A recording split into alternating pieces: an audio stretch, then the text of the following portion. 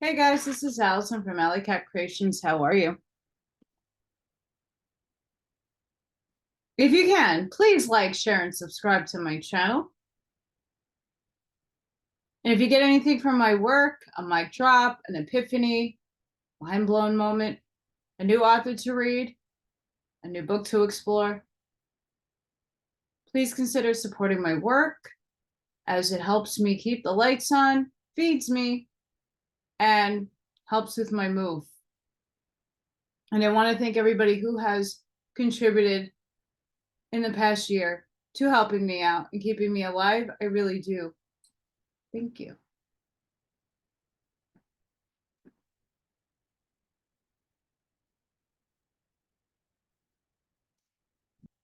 Manly People. The secret teachings of all ages.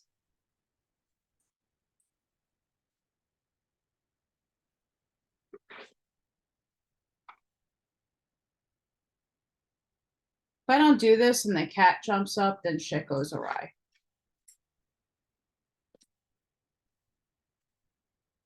This should be a very juicy one. The life and philosophy of Pythagoras. Can't wait. And just to let you know, just like a wasp, I cannot project certain words or pronounce certain words properly. I have a lot of issues going on in my mouth, my teeth. I have stuff going on in my palate and some gum issues. So just be in mind, I am also dyslexic. That's why I have a pencil to point out things so I don't mess up anything. So I just want to put that out there so that you guys bear in mind and keep that in the back of your head, because I'm not trying to sound stupid or project. It's very frustrating, to be honest. And I have no back teeth. So it's rather annoying. And I could blame all the dentistry and all the poisoning that has happened to me.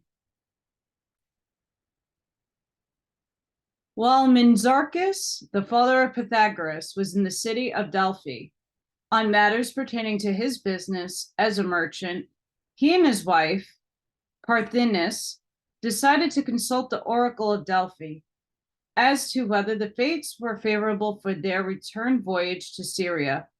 When the Pythoness, prophetess of Apollo, seated herself on the golden tripod over the yawning vent of the oracle, she did not answer the question they had asked, but told Minzarchus that his wife was then with child and would give birth to a son who was destined to surpass all men in beauty and wisdom, and who throughout the course of his life would contribute much to the benefit of mankind. Minzarchus was so deeply impressed by the prophecy that he changed his wife's name to Pythias in honor of the Pythian priestess. When the child was born at Sidon in Phoenicia, it was, as the oracle had said, a son. Minzarchus and Pythasis named the child Pythagoras, for they believed that he had been predestined by the oracle. And that he was. Many strange legends had been preserved concerning the birth of Pythagoras. Some maintained that he was no mortal man, that he was one of the gods who had taken a human body to enable him to come into the world and instruct the human race. Pythagoras was one of the many sages and saviors of antiquity, from whom an immaculate conception is asserted. In his Anacapocalypse, Godfrey Higgins writes, and I totally butchered that, by the way, quote, the first striking circumstance in which the history of Pythagoras agrees with the history of Jesus is that they were natives of nearly the same country, the former being born of Sidon, the latter of Bethlehem, both in Syria. The father of Pythagoras, as well as the father of Jesus, was prophetically informed that his wife should bring forth a son who should be a benefactor to mankind. They were both born when their mother were from home on journeys, Joseph, his wife, having gone up to Bethlehem to be taxed, and the father of Pythagoras having traveled from Samos, his residence, to Sidon about his mercantile concerns. Pythagoras, the mother of Pythagoras, had a connection with the Apollical scepter or ghost of the god Apollo, or soul, of course. This must have been a Holy Ghost. And here we have the Holy Ghost, which afterward appeared to her husband and told him that he must have no connection with his wife during her pregnancy, a story evidently the same as relating to Joseph and Mary. From this particular circumstance, Pythagoras was known by the same title as Jesus, namely the Son of God, and supposed by the multitude to be under the influence of divine inspiration. End quote. This most famous philosopher was born sometime between 600 and 590 BC, and the length of his life has been estimated at nearly 100 years. The teachings of Pythagoras indicated that he was thoroughly conversant with the precepts of Oriental and Occidental esotericism. He traveled among the Jews and was instructed by the rabbis concerning the secret traditions of Moses, the lawgiver of Israel. Later, the school of the Essenes was conducted chiefly for the purpose of interpreting the Pythagorean symbols. Pythagoras was initiated into the Egyptian, Babylonian, and Chaldean mysteries, although it is believed by some that he was a disciple of Zoroaster. It is doubtful whether his instructor of that name was the God-man now revered by the Parsis. While accounts of his travels differ, historians agree that he visited many countries and studied at the feet of many masters. Strikingly odd and awesome at the same time. After having acquired all which was possible for him to learn of the Greek philosophers and presumably become an initiate in the Eleusinian mysteries, he went to Egypt, and after many rebuffs and refusals, finally succeeded in securing initiation in the mysteries of Isis at the hands of the priests of Thebes. Then this intrepid joiner wended his way into Phoenicia and Syria, where the mysteries of Adonis were conferred upon him, and crossed to the valley of the Euphrates. He tarried long enough to become versed in the secret lore of the Chaldeans, who still dwelt in the vicinity of Babylon. Finally, he made his greatest and most historic venture through Media and Persia into Hinduistan, where he remained several years as a pupil and initiate of the learned Brahmins of Elephantia in Ellora. The same author adds the name of Pythagoras is still preserved in the records of the Brahmins and Yavanshara, the Ionian teacher. Pythagoras was said to have been the first man to call himself a philosopher. In fact, the world is indebted to him for the word philosopher. Before that time, the wise men had called themselves sages, which was interpreted to mean those who know. Pythagoras was more modest. He coined the word philosopher, which he defined as one who is attempting to find out. After returning from his wanderings, Pythagoras established a school, or as it has been sometimes called, a university, at Crotania, or a Dorian colony in southern Italy. Upon his arrival at Crotania, he was regarded as chance, but after a short time, those holding important positions in surrounding colonies sought his counsel in matters of great moment. He gathered around him a small group of sincere disciples, whom he instructed in the secret wisdom which had been revealed to him, and also in the fundamental of occult mathematics, music, and astronomy, which he considered to be the triangular foundation of all the arts and sciences. When he was about 60 years old, Pythagoras married one of his disciples, and 7 children resulted from the union. His wife was a remarkably able woman who not only inspired him during the years of his life, but after his assassination continued to promulgate his doctrines. As is so often the case with genius, Pythagoras, by his outspokenness, incurred both political and personal enmity. Among those who came for initiation was one who, because Pythagoras refused to admit it, determined to destroy both the man and his philosophy. By means of false propaganda, this disgruntled one turned the minds of the common people against this philosopher. Without warning, a band of murderers descended upon a little group of buildings where the great teacher and his disciples dwelt, burned the structure, and killed Pythagoras. Accounts of the philosopher's death do not agree. Some say that he was murdered with his disciples, others that, on escaping from Crotona with a small band of followers, he was taped and burned alive by his enemies in a little house where the band had decided to rest for the night.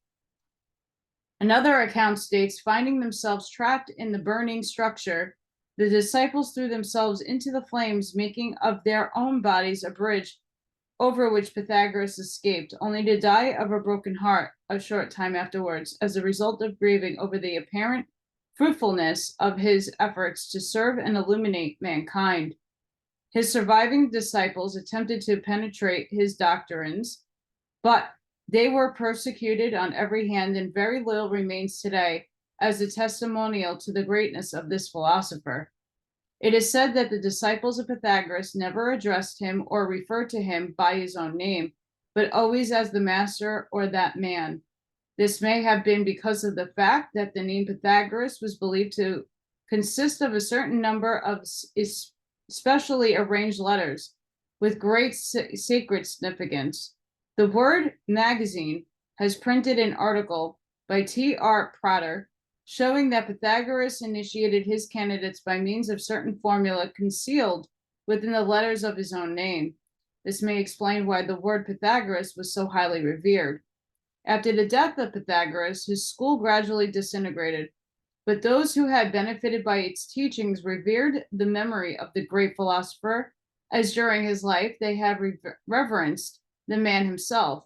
As time went on, Pythagoras came to regarded as a god rather than a man, and his scattered disciples were bound together by their common admiration for the transcendent genius of their teacher. Edward Scholer, in his Pythagoras and the Delphic Mysteries, relates the following incident as illustrative of the bond of fellowship uniting the members of the Pythagorean school. Quote, one of them, who had fallen upon sickness and poverty, was kindly taken in by an innkeeper. Before dying, he traced a few mysterious signs, the pentagram, no doubt, on the door of the inn, and said to the host, do not be uneasy. One of my brothers will pay my debts. A year afterwards, as a stranger was passing by this inn, he saw the signs and said to the host, I am a Pythagorean. One of my brothers died here. Tell me what I owe you on his account. End quote. Frank C. Higgins, 32nd degree, gives an excellent compendium of the Pythagorean tenets in the following outline. Quote, Pythagoras' teachings are of the most transcendental importance to Masons, inasmuch as they are the necessary fruit of his contact with the leading philosophers of the whole civilized world of this day, and must represent that in which all were agreed, shorn of all weeds of controversy. Thus, the determined stand made by Pythagoras in defense of pure monotheism is sufficient evidence that the tradition to the effect that the unity of God was the supreme secret of all the ancient initiations is substantially correct. The philosophical school of Pythagoras was, in a measure, also a series of initiations, for he caused his pupils to pass through a series of degrees and never permitted them personal contact with himself until they had reached the higher grades. According to his biographers, his degrees were 3 in number. The first, that of Mathematicus, assuring his pupils proficiency in mathematics and geometry. which was then as it would be now if masonry was properly incalculated, the base upon which all other knowledge was erected. Secondly, the degree of Theoreticus, which dealt with superficial applications of exact science. And lastly, the degree of Electus, which entitled the candidate to pass forward into the light of the fullest illumination which he was capable of absorbing. The pupils of the Pythagorean school were divided into exoterci, or pupils in the outer grades, and esoterici, after they had passed the third degree of initiation and were entitled to the secret wisdom. Silence, secrecy, and unconditional obedience were cardinal principles of this great order. Oh boy.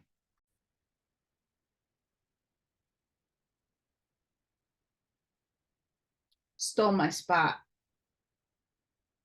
Pythagorean fundamentals. The study of geometry, music, and astronomy was considered essential to a rational understanding of God, man, or nature, and no one could accompany Pythagoras as a disciple who was not thoroughly familiar with these sciences. Many came seeking admission to his school. Each applicant was tested on these three subjects, and if found ignorant, was summarily dismissed. Heaps. Pythagoras was not an extremist. He taught moderation in all things rather than excess in anything, for he believed that an excess of virtue was in itself a vice. One of his favorite statements was, quote, "We must avoid with our utmost endeavor and amputate with fire and sword, and by all other means, from the body, sickness, from the soul, ignorance, from the belly, luxury, from a city, sedition, from a family, discord, and from all things, excess," end quote. Pythagoras also believed that there was no crime equal to that of anarchy.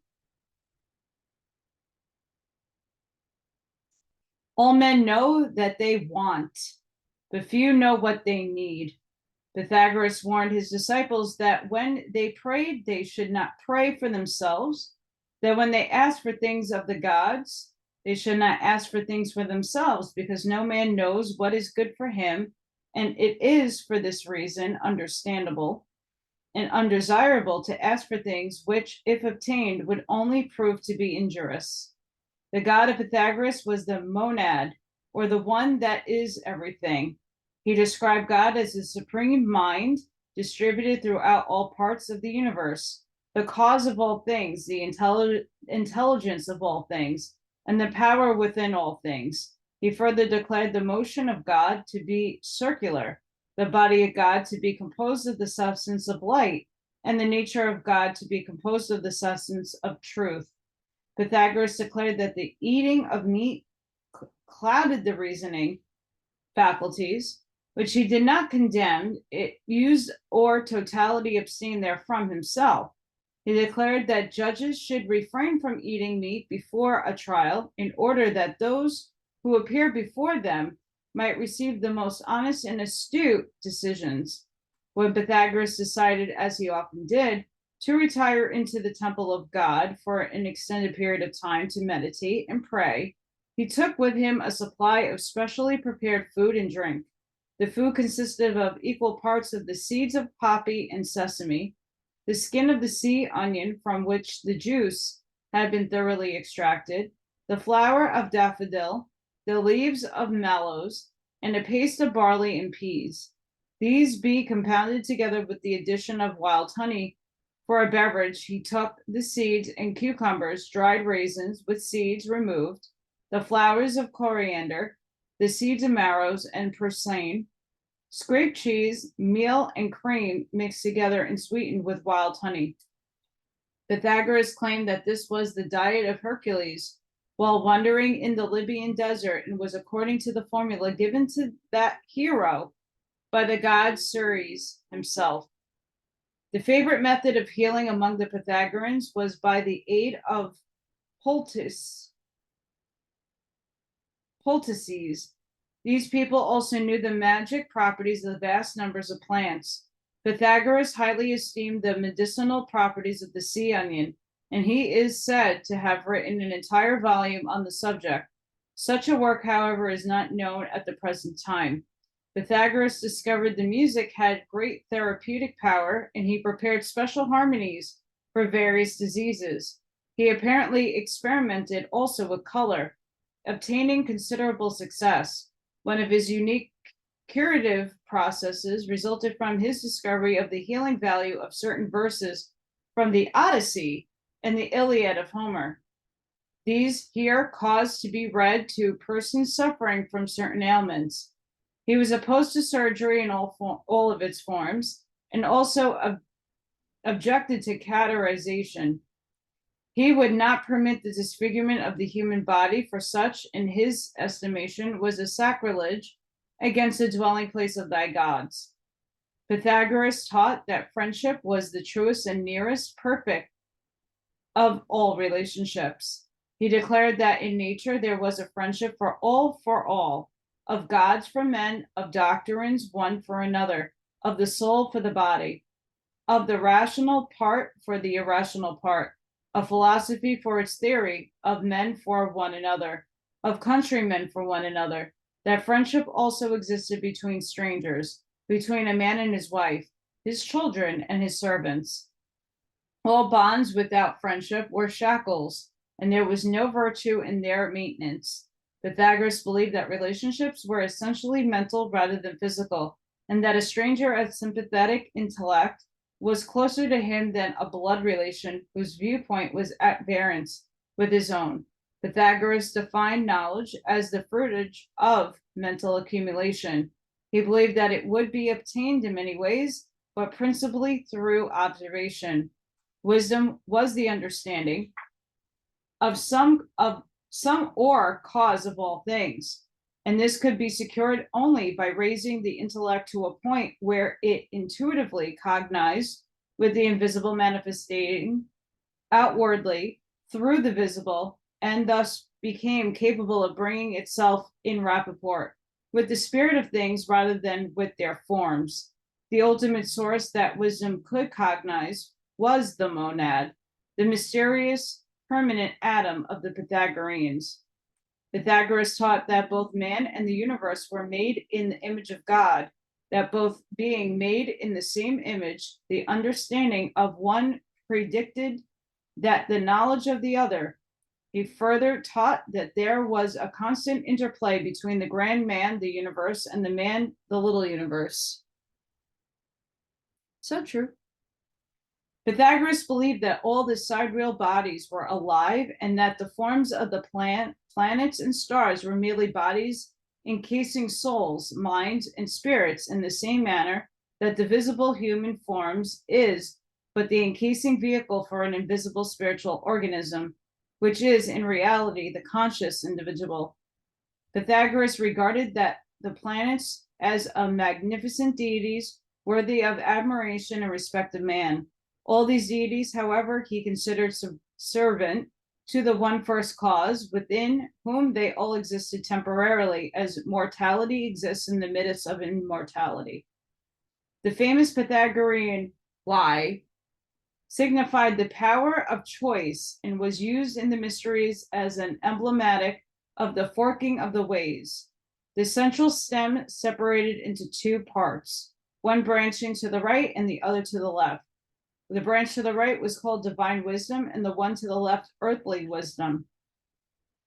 Youth, personified by the candidate walking the path of life, symbolized by the central stem of the Y, reaches the point where the path divides. The neophyte must then choose whether he will take the left-hand path and, following the dictates of his lower nature, enter upon a span of folly and thoughtlessness, which will inevitably result in his undoing, or rather he will take the right-handed road and through integrity, industry, and sincerity, ultimately regain union with the immortals in the superior spheres.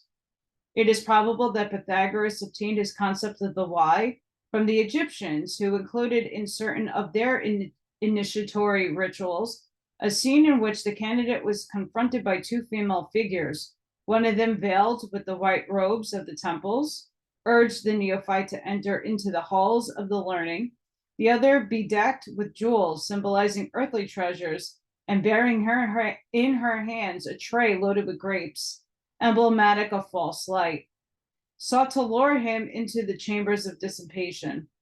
The symbol is still preserved among the tarot cards, where it is called the forking of the ways. The forked stick has been the symbol of life among many nations, and it was placed in the desert to indicate the presence of water. Concerning the theory of transmitigation, as disseminated by Pythagoras, there are differences of opinion. According to one view, he taught that mortals who during their earthly existence had by their actions become like certain animals returned to earth again in the form of the beasts, which they had grown to resemble. Thus, a timid person would return to the form of a rabbit or a deer, a cruel person in the form of a wolf or another ferocious animal, and a cunning person in the guise of a fox. This concept, however, does not fit into the general Pythagorean scheme, and it is far more likely that it was given in an allegorical rather than a literal sense. It was intended to convey the idea that human beings become bestial when they are allowed themselves to be dominated by their own lower desires and destructive tendencies. It is probable that the term transmitigation is to be understood as what is more commonly called reincarnation, a doctrine which Pythagoras must have contacted directly or indirectly in India or Egypt. The fact that Pythagoras accepted the theory of successive reappearances of the spiritual nature in human form is found in the footnote in Levy's History of Magic. Quote, he was an important champion of what used to be called the doctrine of metempsychosis, understood as a soul's transmutation into successive bodies. He himself had been Aethalides, a son of Mercury, Ephorobos, son of Pantheus, who perished at the hands of Menelaus in the Trojan War, Hemotimus, a prophet of Clazomency, a city of Iona, a humble fisherman, and finally the philosopher of Samos, end quote. Butchers those names, I am very sorry. Pythagoras also taught that each species of creatures had what he termed a seal given to it by God, and that the physical form of each was the impression of the seal upon the wax of physical substance. Thus, each body was stamped with the dignity of its divinely given pattern. Pythagoras believed that ultimately man would reach a state where he would cast off his gross nature and function in a body of spiritualized ether, which would be a juxtaposition to his physical form at all times, and which might be the eighth sphere or anti-kletheon. From this, he would ascend into the realm of the immortals, where by divine birthright he belonged. Pythagoras taught that everything in nature was divisible into three parts, and that no one could become truly wise who did not view every problem as being diagrammatically triangular. He said, quote, establish the triangle and the problem is 2/3 solved, end quote. Further, quote, all things consist of three, end quote. In conformity with this viewpoint, Pythagoras divided the universe into three parts, which he called the supreme world, the superior world, and the inferior world. The highest or supreme world was a subtle interpenetrative, there we go, spiritual essence pervading all things, and therefore the true plane of the supreme deity itself. The deity being in every sense omnipresent, omniactive, omnipotent, and omniscient. Both of these lower worlds existed within the nature of the supreme sphere. The superior world was the home of the immortals. It was also the dwelling place of the archetypes, or the seals, their natures. In no manner partook of the material of earthliness, but they cast their shadows upon the deep, and the inferior world were cognizable only through their shadows. The third, or the inferior world, was the home of these creatures who partook in material substance, or were engaged in labor with or upon material substance. Hence, the sphere was the home of the mortal gods, the demiurge, the angels who labor with men, also the demons who partake of the nature of the earth, and finally mankind in the lower kingdoms, whose temporarily of earth had capable of rising above the sphere by reason and philosophy. The digits 1 and 2 are not considered numbers by the Pythagoreans because they typify the two supramundane spheres. The Pythagorean numbers therefore begin with 3, the triangle, and 4, the square. These add to the 1 and 2, produce the 10, the great number of all things, the archetype of the universe. The 3 worlds were called receptacles.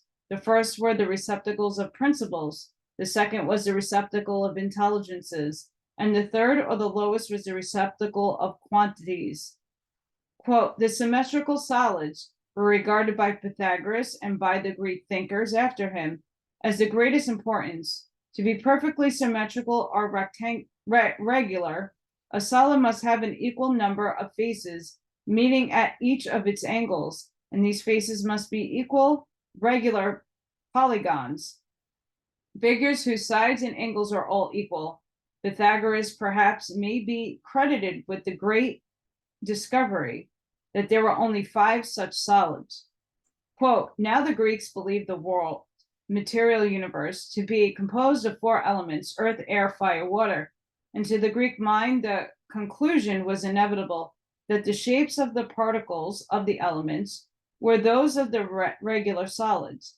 Earth particles were cubical, the cube being the regular solid possessed of greatest stability. Fire particles were tetrahedral, the tetrahedron being the simplest and hence lightest solid. Water particles were isohedral for exactly the reverse reason, while air particles, as intermediate between the two latter, were octahedral. The dodecahedron was, to these ancient mathematicians, the most mysterious of the solids. It was by far the most difficult to construct, the accurate drawing of the regular pentagon, necessitating a rather elaborate application of the Pythagoras great theorem. Hence the conclusion, as Plato put it, that this, the regular dodecahedron, the deity employed in tracing the plan of the universe. Mr. Redgrove has not mentioned the 5th element of the ancient mysteries which would make the analogy between the symmetrical solids and the elements complete. The 5th element, or ether, was called by the Hindus Akasha. It was closely correlated with the hypothetical ether of modern science and was the interpenetrative substance permeating all of the other elements and acting as a common solvent and common denominator of them. The 12-faced solid also subtly referred to the 12 immortals who surface the universe and also the 12 convolutions of the human brain, the vehicles of those immortals in the nature of man. While Pythagoras, in accordance with others of his day, practiced divination, possibly arithmomancy, there is no accurate information concerning the methods which he used. He is believed to have had a remarkable wheel of means of which he could predict future events and to have learned hydromancy from the Egyptians. He believed that the brass had ocular powers because even when everything was perfectly still, there was always a rumbling sound in the bass bowls. He once addressed a prayer to the spirit of a river, and out of the water arose a voice. Quote, Pythagoras, I greet thee, end quote. It is claimed for him that he was able to cause demons to enter into the water and disturb its surface. And by means of the aggregations, certain things were predicted.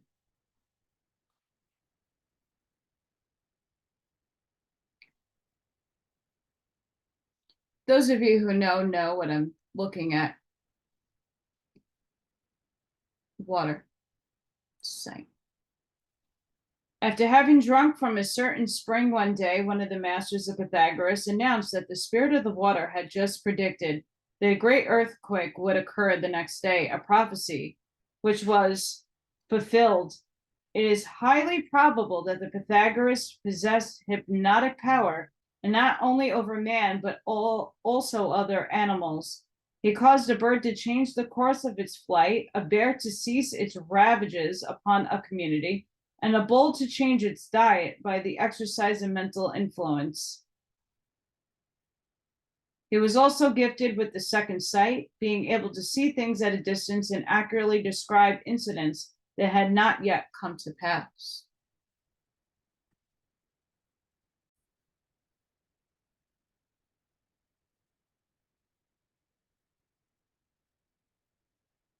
Cut here.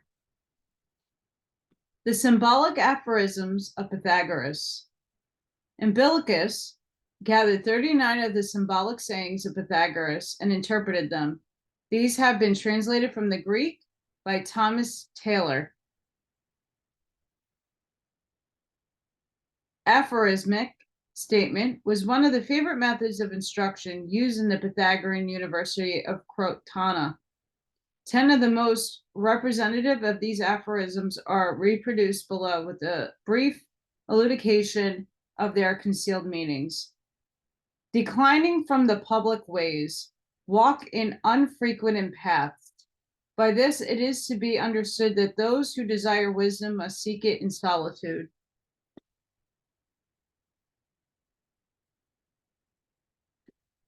Govern your tongue before all other things, following the gods. This aphorism warns men that his words, instead of representing him, misrepresent him, and that when in doubt as to what he should say, he should always be silent. The wind blowing, adore the sound. Pythagoras here reminds his disciples that the fiat of God is heard in the voice of the elements, and that of all things in nature manifest through harmony, rhythm, order, or procedure the attributes of the deity. Assist a man in raising a burden, but do not assist him in laying it down.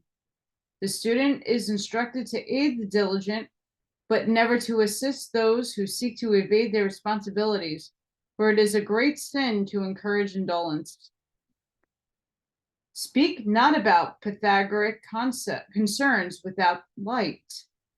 The world is herein warned that it should not attempt to interpret the mysteries of God and the secrets of sciences without spiritual and intellectual illumination.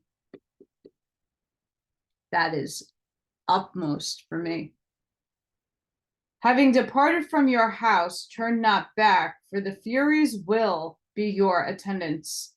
Pythagoras here warns his followers that any who begin the search for truth, and after having learned part of the mystery, become discouraged and attempt to return again to their former ways of vice and ignorance, will suffer exceedingly, for it is better to know nothing about divinity than to learn a little and then stop without learning at all. Nourish. Okay, I'm sorry. This is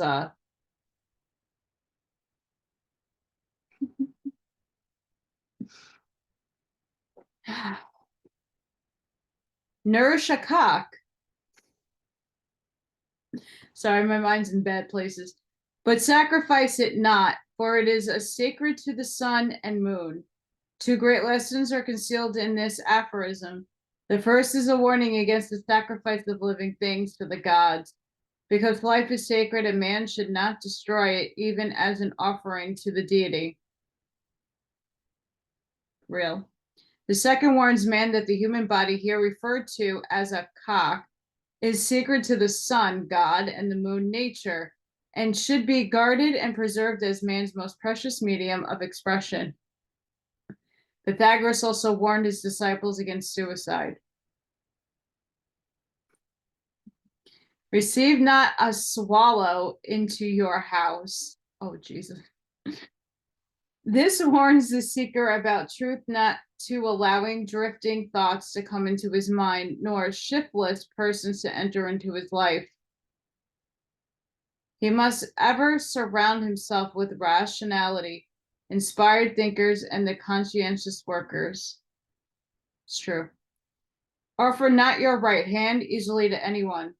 This warns the disciple to keep his own counsel and not offer wisdom and knowledge, his right hand, to such as are incapable of appreciating them. The hand here represents truth, which raises those who have fallen because of ignorance. But as many of the unregenerated do not desire wisdom, they will cut off the hand that is extended in kindness to them. Time alone can effect the redemption of the ignorant masses.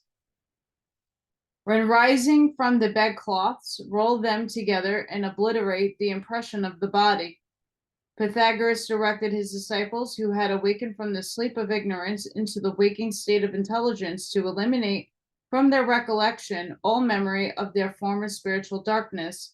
For a wise man in passing leaves no form behind him, which others less intelligent seeing shall use as a mold for the casting of idols. The most famous of the Pythagorean fragments are the golden verses ascribed by Pythagoras himself, but concerning whose authorship there is an element of doubt. The golden verses contain a brief summary of the entire system of philosophy forming the basis of educational doctrines of Crotona, or as it is more commonly known, the Italic school. These verses open by counseling the reader to love God, venerate the great heroes, and respect the demons and elemental inhabitants. They then urge men to think carefully and industriously concerning his daily life, and to prefer the treasures of the mind and soul to accumulations of earthly goods. The verses also promise man that if he will rise above his lower material nature and cultivate self-control, he will ultimately be acceptable in the sight of the gods, be reunited with them, and partake of their immortality. It is rather significant to note that Plato paid a great price for some of the manuscripts of Pythagoras, which had been saved from the destruction of Crotona.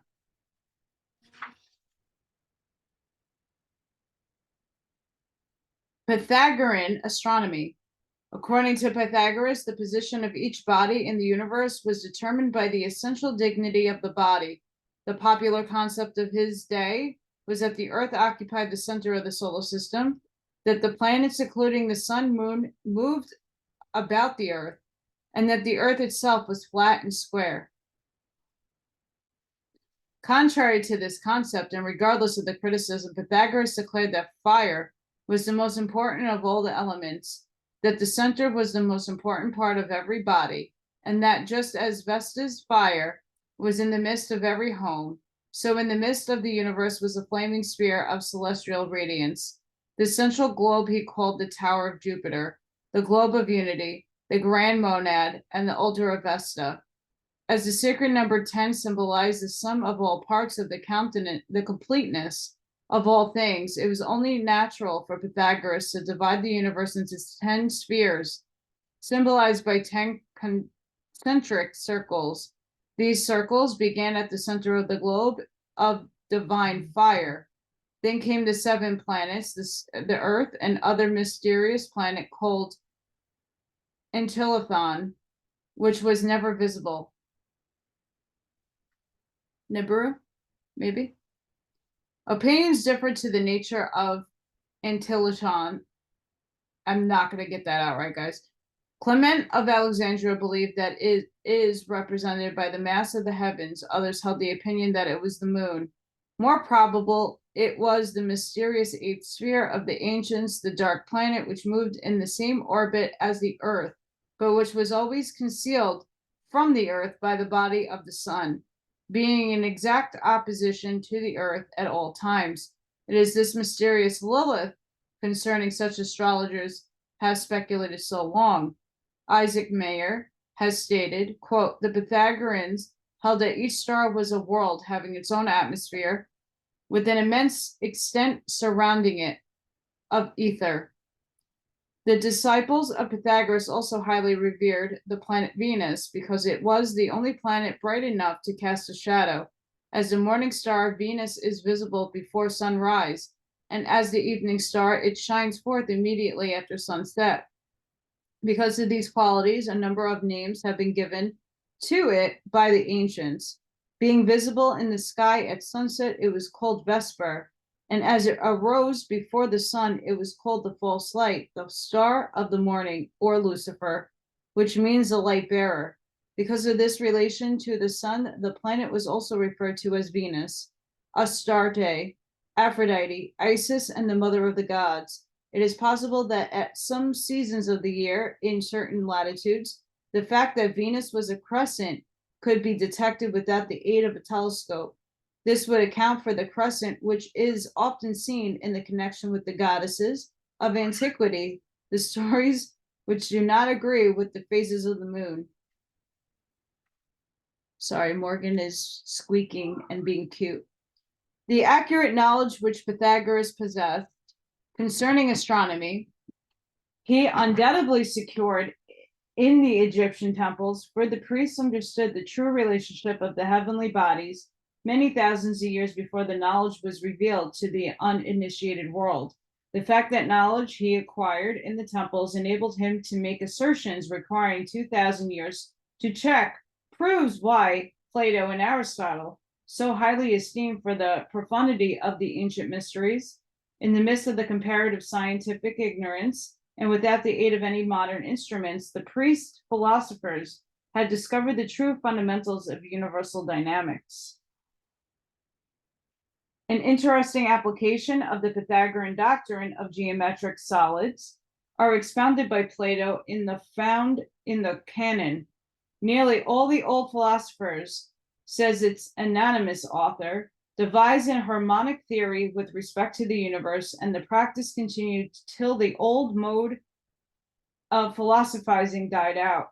Kepler, 1596, in order to demonstrate the Platonic doctrine that the universe was formed of the 5 regular solids, proposed the following rule, quote, the earth is a circle, the measurer of all. Round it described a dodecahedron. The circle enclosing this will be Mars. Round Mars described a tetrahedron. The sphere enclosing this will be Jupiter. Described a cube, Jupiter. The sphere containing this will be Saturn. Now inscribed in the earth an isodecahedron, the circle inscribed in it will be Venus. Inscribed in octahedron in Venus, the circle inscribed in it will be Mercury. This rule cannot be taken seriously as a real statement of the proportions of the cosmos, for it bears no real semblance to the ratios published by Copernicus in the beginning of the 16th century. Yet Kepler was very proud of his formula and said he valued it more than the electorate of Saxony. It was also proved by those 2 eminent authorities, Tycho and Galileo, who evidently understood it. Kepler himself never gives the least hint of how his precious wool is to be interpreted. Platonic astronomy was not concerned with the material constitution or arrangement of the heavenly bodies, but considered the stars and planets primary as focal points of divine intelligence. Physical astronomy was regarded as the science of shadows, philosophical astronomy the science of realities. And that, my friends, ends that portion of Pythagoras. The life and philosophy of Pythagoras. Next one is Pythagoras' mathematics. Fun times. I really enjoyed this. I like the Platonic solids. I have lots of Platonic solid gems. But it's very interesting, the history from mainly P-Hole's point of view on Pythagoras. So I hope you enjoyed that. Sending each and every one of you love and light. I hope to see you on the next one. Please don't forget to hit that like, share, and subscribe. I get so many views and not too many likes. Just help me out. Amish Mindset. Until next time, guys. Bye.